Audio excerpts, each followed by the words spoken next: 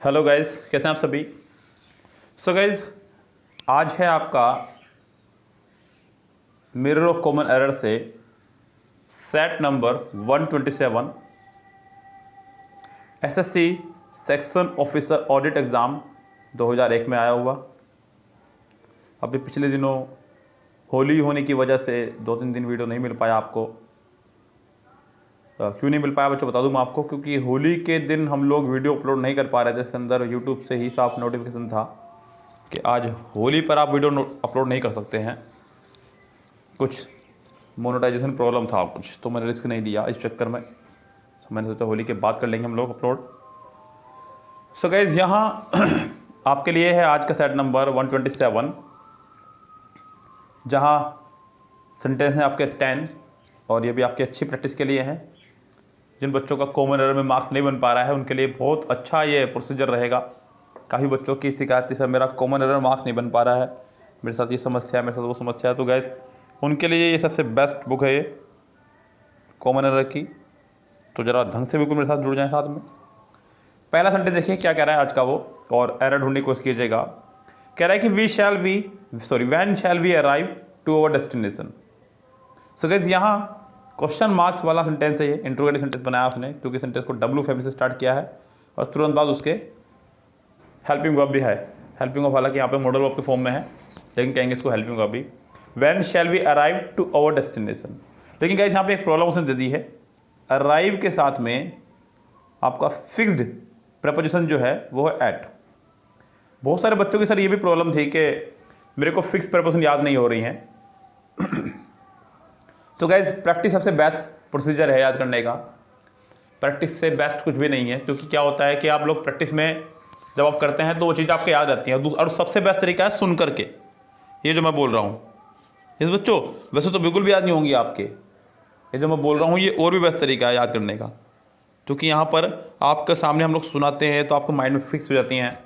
किसी स्थान पर बच्चों पहुँचने के लिए हम लोग एट का इस्तेमाल करते हैं, और यहाँ पर डेस्टिनेशन यानी कि मंजिल की बात हो रही है आपकी। तो अराइव के साथ आपका फिक्स आना है प्रपोजिशन एट। क्या आना है बच्चों? एट।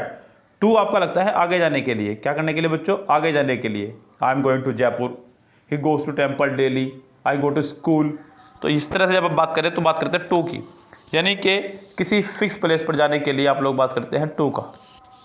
यस गैस, तो यहाँ पर गैस आपका अराइव के साथ में टू की जगह आना है एट, यानी कि सेंटेंस के सी पार्ट में है फिलहाल आपके प्रॉब्लम। यस गैस, खूब अच्छे ध्यान रखें, अराइव के साथ में हम लोग हमेशा एट का इस्तेमाल करते हैं, ये बात ध्यान रखिए। चलिए जी, सेंटेंस नंबर नेक्स्ट देखिएगा। कह रहा है कि based on the newspaper reports we can conclude that many accident caused by reckless driving. Many accident caused by, तो क्या यहाँ पे कह रहा है कि बेस्ड ऑन, ये वाला हिस्सा प्रपोजिशनल बेस्ड है, तो यानी कि ये हिस्सा आपका हो गया खत्म। मैंने आपको बताया हमेशा कि प्रपोजिशन के बाद वाले पार्ट को आप लोग सेंटेंस में कुछ नहीं मानते हैं, क्योंकि सेंटेंस की शुरुआत ही जब प्रपोजिशन से हुई है और उसके बाद में उसने आपको एक कोमा भी दिया है, तो इस कोमे तक का पार्ट आपका लिए हो गया है ये खत्म। यस, सेंटेंस में इसका कोई औचित्य नहीं है। सेंटेंस शुरू होगा वहाँ से जहाँ पे होगा आपका सब्जेक्ट, जो कि आपका we. Can conclude that many accident caused by. देखिए कोई दिक्कत नहीं है, सेंटेंस में सेकेंड फॉर्म आपकी आ सकती है, कॉज्ड आ सकती है, कोई दिक्कत नहीं है। लेकिन यहाँ बाय ने काम खराब कर दिया। बाय अगर आ गया है तो समझो ये बात पक्की है कि थर्ड फॉर्म है, कि आपकी ये वर्ब की थर्ड फॉर्म है। और अगर ये वर्ब की थर्ड फॉर्म है, इसका अगर ये आपकी वर्ब की थर्ड फॉर्म है, तो यहाँ पर एक बात और मुसीबत की है कि वर्ब की थर्ड फॉर्म और वर्ब की फर्स्ट फॉर्म में आईएनजी, वर्ब की थर्ड फॉर्म और वर्ब की फर्स्ट फॉर्म में आईएनजी कभी भी विदाउट हेल्पिंग वर्ब नहीं आ सकते हैं। थर्ड फॉर्म और वर्ब की फर्स्ट फॉर्म में आईएनजी कभी भी आपका विदाउट हेल्पिंग वर्ब नहीं आएंगे, ध्यान रखना। इनको मैं बोलता हूँ हैंडीकैप वर्ब। यस गाइस, तो यहाँ पर कॉज से पहले कोई भी हेल्पिंग वर्ब आपकी होनी चाहिए थी, इज मार्क वोज पर। अब बच्चे यहाँ पर मुसीबत ये है कि इज नहीं आ सकता बिकॉज प्लूरल है, वोज नहीं आ सकता बिकॉज प्लूरल है, यहाँ पे एम नहीं आएगा क्योंकि एम सिर्फ आई के साथ चलता है। अब आपके पास बचते हैं सिर्फ आर या वर, आर या वर। अब वर नहीं लगा सकता क्योंकि सेंटेंस प्रेजेंट में चल रहा है, कैंसर पर चल रहा है मुझे। अगर यहाँ कुड होता तो मैं वर लगा सकता था, तो क्या यहाँ पे आपका सिर्फ और सिर्फ आएगा आर। इतना मैंने घुस के अंदर क्यों बताया बच्चों, बता दूं आपको, जिससे कि आप अगर फिल इन द ब्लैंक्स में क्वेश्चन आ जाए तो आप इनको लगा पाएँ। ओके गाइस, तो यहाँ पे आपका मैनी एक्सीडेंट आर कॉज्ड, तो गाइस यहाँ सेंटेंस के सी पार्ट में हो गई है आपके एरर। सेंटेंस के सी पार्ट में है फिलहाल एरर। सो गाइस चलते हैं नेक्स्ट सेंटेंस पे। क्या कह रहा है? कह रहा है कि females are not appointed in our college. बच्चों, फीमेल्स और वुमा ये दो एक दूसरे के सिनोनिम्स वर्ड हैं, लेकिन यहाँ पे इसके लिए सिनोनिम्स के तौर पर फीमेल का इस्तेमाल करना गलत ही होगा। क्यों गाइस? ये हम लोगों की सोच है कि दोनों एक दूसरे के सिनोनिम्स हैं, लेकिन कहना गलत होगा। अगर कभी आप बात कर रहे हो फिजिकल कैरेक्टरिस्टिक की, किसकी बच्चों? फिजिकल कैरेक्टरिस्टिक की, तब आप बात कर सकते हैं मेल फीमेल की। फिजिकल कैरेक्टरिस्टिक कैसे? मतलब जैसे कि आपने बच्चों देखा कि आपके किसी दोस्त ने पिंक कलर की टी शर्ट पहन रखी है, तो आप उसे कहेंगे क्या ये लड़कियों वाली टी शर्ट पहन के घूम रहे हैं आप? आपका कोई दोस्त जिसने मोबाइल कवर पे पीछे टेडी वेडी बनवा रखा हो, तो आप भी उसे कहेंगे सर क्या ये लड़कियों वाला आपने टेडी वेयर बनवा रखा है पीछे मोबाइल पे? हालांकि उस टेडी वेयर पे, उस कवर पे कहीं नहीं लिखा है कि लड़कियों का लड़कियों का कवर है ये, या फिर उस सैंडल पे कहीं नहीं लिखा है कि लड़कियों की सैंडल है, लेकिन आप उसको देखते समझ जाते हैं कि लड़कियों की सैंडल है। आप किसी कोचिंग में गए, आपने देखा बाहर चप्पलें पड़ी हुई हैं, आपने चप्पलें देख अंदाजा लगा लिया कि अंदर 3 लड़कियाँ आई हुई हैं और 4 लड़के आए हुए हैं। क्यों देख अंदाजा लगा लिया आपने? सिर्फ उन चप्पलों को देख करके अंदाजा लगा लिया आपने। यस गाइस, इसी को बोलते हैं फिजिकल कैरेक्टरिस्टिक। क्या बोलते हैं इसको? Physical characteristic. जब आप कभी पोस्ट, जॉब, प्रोफेशन आदि की बात कर रहे हो, तब हम लोग बात करते हैं मैन और वुमा की। यस गाइस, किसकी बात करते हैं? मैन और वुमा के। तो यहाँ पे आप लोग फीमेल्स नहीं, आप यहाँ लगाइए वुमा।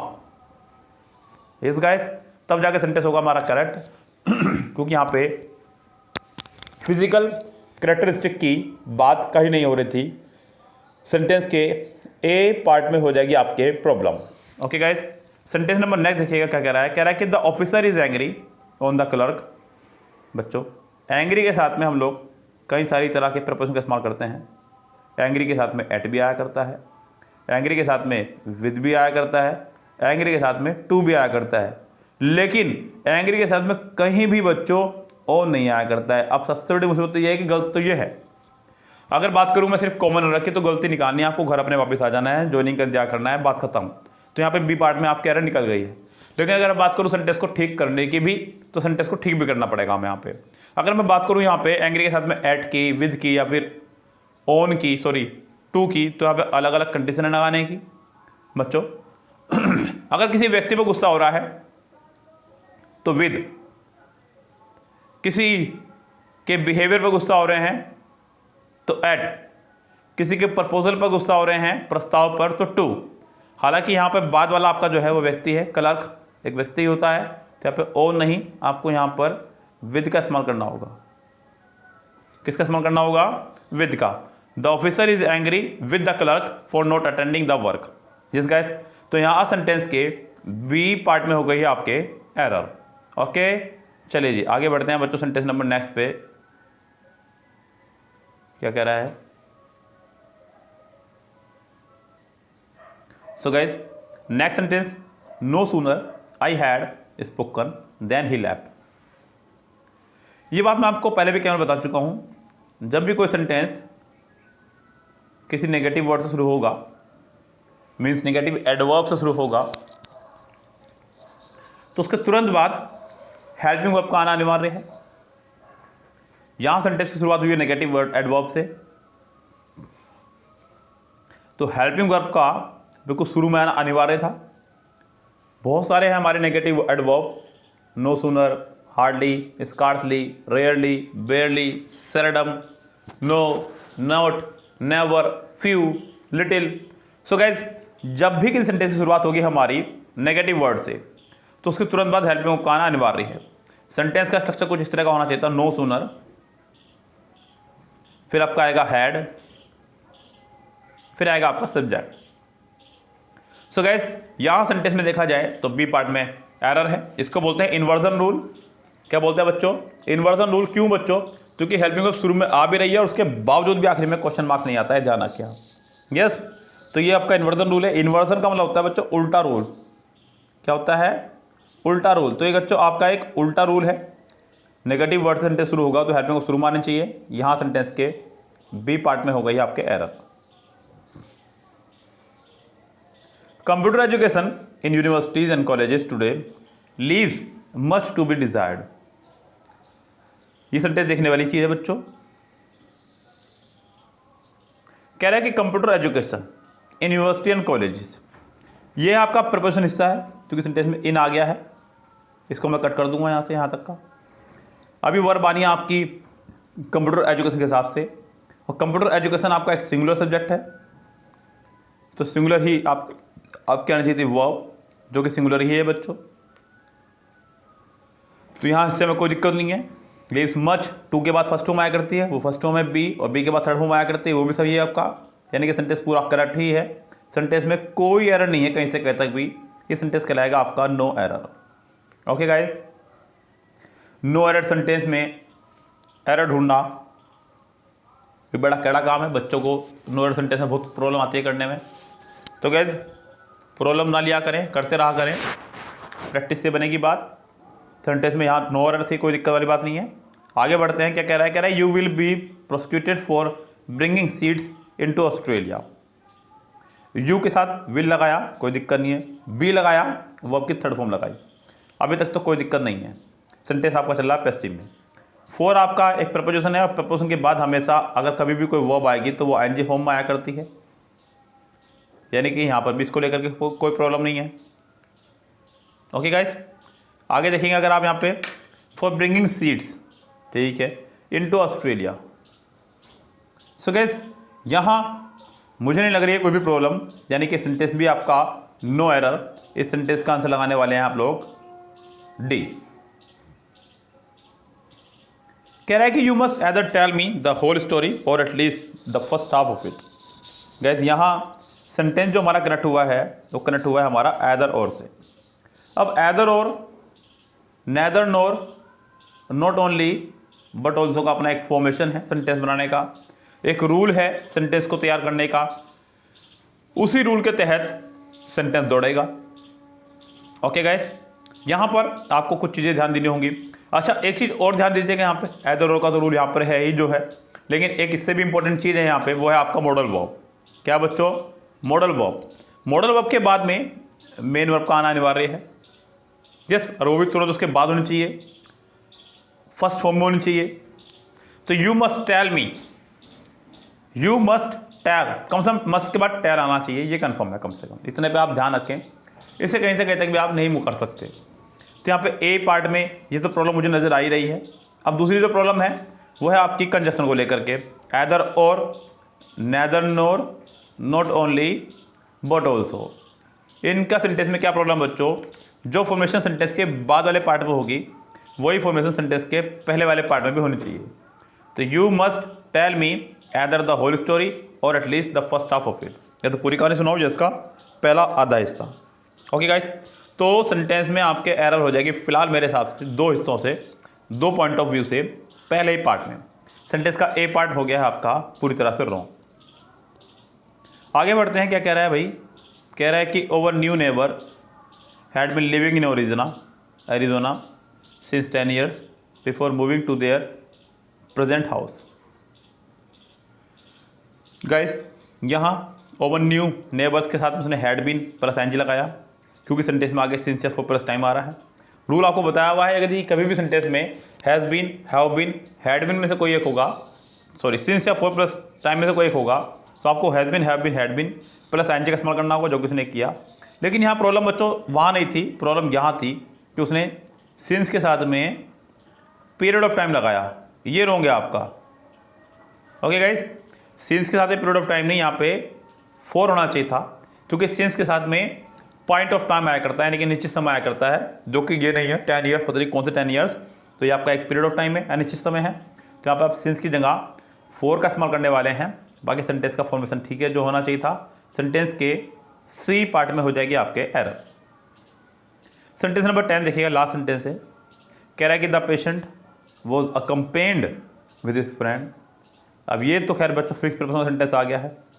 सेंटेंस की शुरुआत भी हुई थी फिक्स्ड प्रपोजिशन के ही एक सेंटेंस से, और सेंटेंस का अंतिम भाग भी चल रहा है फिक्स्ड प्रपोजिशन के ही सेंटेंस से। सेंटेंस में फिक्स प्रपोजिशन आपकी अकम्पेन, अकम्पेन के साथ में बच्चों आपका फिक्स प्रीपोजिशन रहा करता है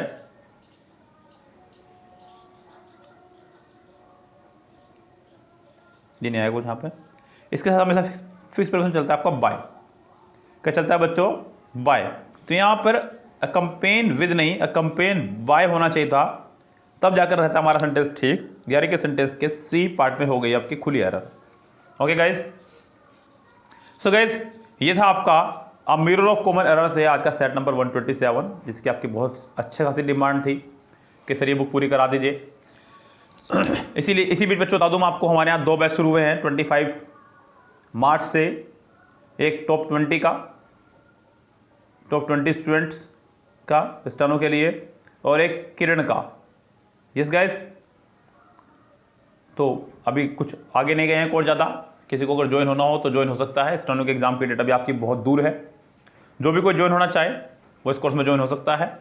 और गाइस जिन्होंने चैनल सब्सक्राइब नहीं किया वो चैनल कर लीजिए सब्सक्राइब, बेल आइकन दबा लीजिएगा और वीडियो को लाइक शेयर जरूर कर दिया करें बच्चों, जिससे कि हमें आपका सपोर्ट मिलता रहे, वीडियो डालने के लिए उत्साह मिलता रहे। ओके गाइस, सो गाइस फिलहाल चलते हैं, लेते हैं आपसे विदा। Goodbye, have a nice day.